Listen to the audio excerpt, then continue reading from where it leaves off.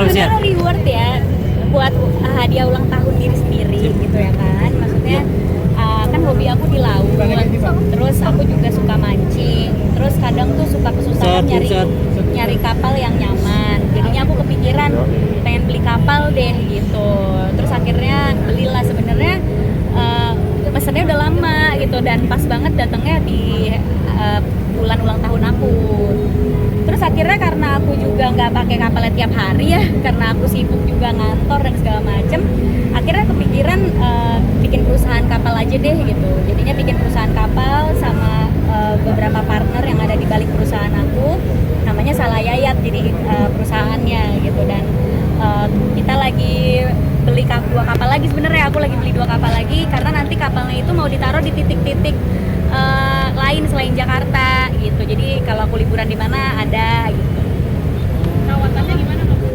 Perawatannya ya lumayan sih maintenance-nya. Kalau kapal kan kita harus cek mesin terus juga ya karena tapi ini kapalnya baru sih jadi belum maintenance yang gimana-gimana, jadi masih aman-aman aja gitu. Mungkin bisa sedikit di-spill kan biaya kapalnya? Jangan dong, kalau biaya kapal masa di-spill, itu kan dapur aku. Terus tapi sampai akhirnya bikin perusahaan gitu. Kapal, kenapa nggak cuma beli kapalnya sampai akhirnya bikin perusahaan, itu kenapa sih? Karena kalau beli kapalnya doang cuma buat aku tuh nggak pakai setiap hari. Jadi justru sayang gitu cuma didiemin di parkiran doang gitu. Jadi ya kenapa enggak jadi opportunity bisnis baru gitu. Kan aku juga suka berbisnis ya. Dan menjalankan bisnis yang aku suka dan sesuai sama hobi aku tuh menyenangkan gitu. Jadinya yaudah deh bikin perusahaan kapal, jadi bisa punya kapal-kapal lainnya dan bisa disewa-sewain, bisa disebar juga di beberapa titik destinasi wisata gitu. Emang takut nggak kuat kah buat maintenance-nya atau mungkin seperti apa sih?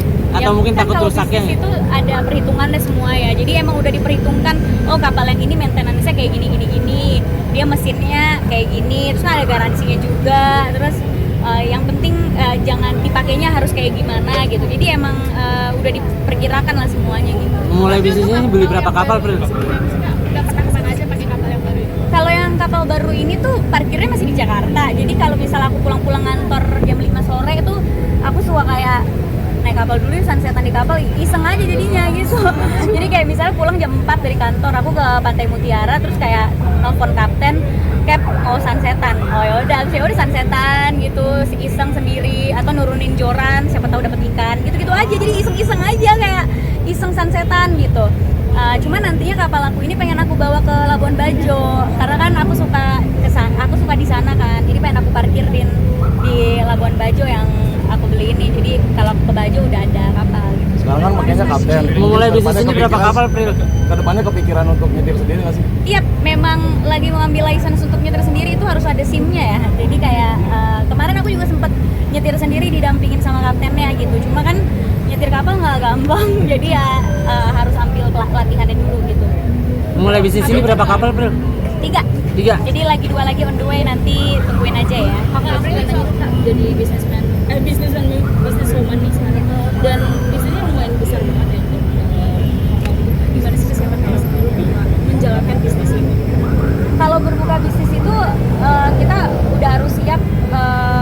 Ya maksudnya kalau buka bisnis itu mentalnya nggak bisa untuk untung cepat gitu ya. Apalagi ini bisnis yang long term ya, perkapalan. Terus bisnis modelnya juga beda sama bisnis lain. Jadi ya harus komit sama segala macam kondisi dan tantangan ke depannya. Apalagi berhubungan sama alam, laut ya, arus apa segala macam tuh nggak bisa dibaca. Jadi ya harus siap aja sih, tapi kalau suka bisa dijalani. April ini terakhir soal di podcast apa katanya takut meninggal karena ada kesedihan ayah sama mama. Ya pastilah, aku anak perempuan pertama ya yang selalu menjadi tumpuan harapan orang tua. Pasti takut kalau kita tuh kenapa-kenapa, karena takut gak ada yang ngurusin orang tua.